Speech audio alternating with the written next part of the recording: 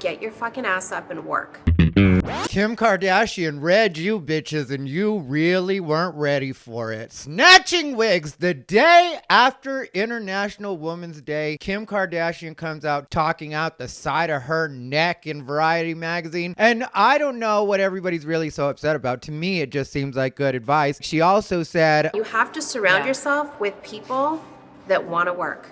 Have a good work environment where everyone loves what they do because you have one life. No toxic work environments, and show up and do the work. And who wouldn't agree that everything she said was good in what that article was? I mean, yeah, she told bitches to get to work and get off their fucking asses, but maybe some of you bitches do need to get off your asses, and maybe that's who's upset right now, is bitches that don't want to get off their asses, bitches that want to have a million excuses for why they can't do this and why they can't do that. All of us could have a million excuses. So what if Kim Kardashian came from a better starting point than a lot of people did? To me, that's even more of a mark of somebody that's actually motivated, is somebody that could have made the choice to just sit on their ass all day and not do anything. Because Kim Kardashian was born into a well-off family. I don't know if you'd use the word rich. Her father was a working lawyer, and lawyers make really good money, and he was in Beverly Hills, and he was part of the dream team, you know, Robert Kardashian. That still doesn't mean that she was going to be set for life off of his money. And when it comes to Kris Jenner, a lot of people talk shit about Kris Jenner, but if you know anything about that situation, it's not like she just married Bruce Jenner, now Caitlyn Jenner, not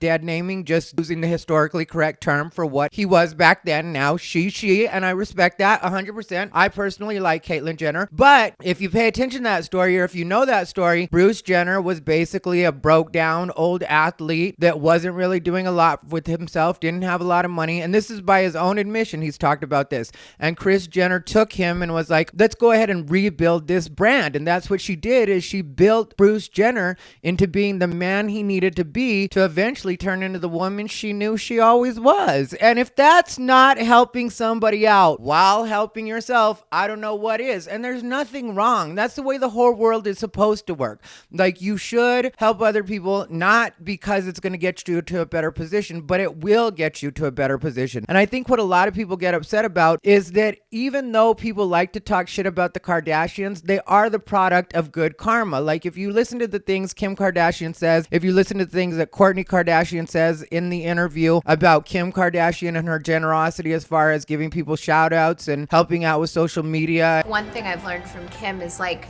how being generous with sharing posts or with your ideas, generous with helping people, like it does come back to you. I think there's room for everyone. She really has done a lot of good things. And even when you look at her things when it comes to criminal justice and that kind of thing, and when she was actually thinking about becoming a lawyer, which I think she realized how much work that was, and that she already has a $1.8 billion brand. So there are celebrities that have started in much better positions, like Lisa Marie Presley, that did not make it to where Kim Kardashian is. So it's not like you can just say that's the only reason she's there is because of who her father was and who her mother was and who her stepfather was. You can't say that. It's not valid. It doesn't work. And then people will say, which I love how people will act like they're feminists, but then Kim Kardashian does something wrong and all of a sudden she's only where she's at because she fucked Ray J. Well, what about Princess Love? Princess Love fucked Ray J, has 2 kids by him, and she's not where Kim Kardashian is. So is the secret to success really Ray J's dick? Because if it was, I think a lot of bitches in Hollywood would already made it, because several bitches have fucked Ray J. It's not like Kim Kardashian was the only person to fuck Ray J and then it just fucking ended there and Ray J stopped fucking people. He's been fucking people ever since. I'm sure if you were to check Ray J's phone right now, you'd find a bunch of porn with him and different bitches. So what was so special about Kim Kardashian? That she got off her fucking ass and worked, which is what she said. Get off your ass and fucking work. It seems like nobody wants to work these days. And we all know that to a degree that is true. There are a lot of people that don't want to work and just want to complain and be like, the system owes me this and people should give me that and minimum wage should be $15. And I get it. I get it if people want a livable wage. I get it if people want to fight for those kinds of things. But at the same time, sometimes you got to strive for something bigger than just what it is that's going to be offered offered to you at a $15 minimum wage job. And then Jamil's bitter ass jumps in on Twitter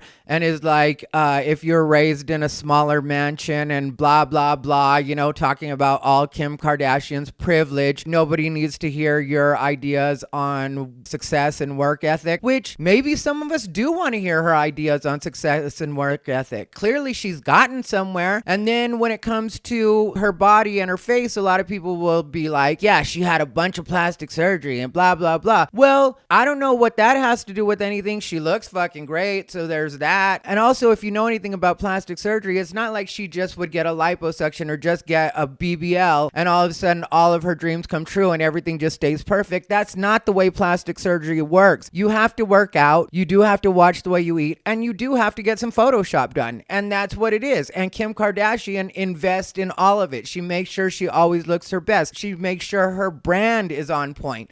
Kim Kardashian is working a full-time job more than most people are, even though she's making millions and millions of dollars for doing what she's doing. And yeah, a lot of it does look fun, but it isn't all just coming from fucking Ray J or plastic surgery. And people don't want to accept that. People don't want to accept that it does take a lot of work to be Kim Kardashian. So instead of saying, how did Kim Kardashian get to where she's at and how can I get to a similar position, or maybe just to be as comfortable or as in control of my life and my surroundings as, say, a Kim Kardashian is. Instead, people would rather be like, Kim Kardashian is a horrible person for telling us to get off our asses. Well, a lot of people writing these articles and a lot of people writing these tweets are living privileged lives too. They just don't want to admit to it. They're not living the life to the level that Kim Kardashian is. But if you have time to spend all of your focus and write articles and think pieces about what Kim Kardashian is saying, you are living a privileged life. Because I know some of the people that they talk about. I am related to some of the people that they talk about when they say women that have kids and are working a full-time job or 2 full-time jobs and still not able to make ends meet. And I'll tell you, those women do not have time to comment on what Kim Kardashian is saying. Those women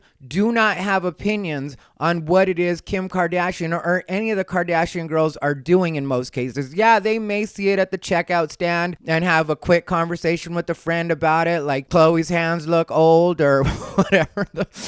That was shady of you to bring that up. But they might have opinions on that kind of stuff, but they don't have time to fixate on it. They don't have time to sit on Twitter all night. They're raising kids. They're working 2 jobs. They're making sure that their ass is covered. They are literally busting their asses. And maybe sometimes a person like that may look at a Kim Kardashian and be like, at least I can dream that maybe I can make something like that happen. And everything does start with a dream. So maybe that dream turns into something bigger and they're actually able to one day accomplish something by looking at a Kim Kardashian. I don't think that just because a person starts off rich or just because a person has a lot more money than you do or comes from a better family than you do, that means that everything they say about business or about being successful or any of the stuff that Kim Kardashian is getting trashed about right now isn't valid. That doesn't mean that it's not good advice. That doesn't mean that they're a bad messenger. And that's what people need to stop doing, is being such pessimists and trying to always look for the bad in people and the way to tear people down instead of taking the best from their message and saying, I don't care who says it. That's the kind of shit I need to hear. Like, I do need to hear people tell me that everything that I want to do is possible. I do need to hear people every once in a while tell me to get off my ass, even though I know I'm not sitting on my ass. I am working hard to make everything that I want to happen.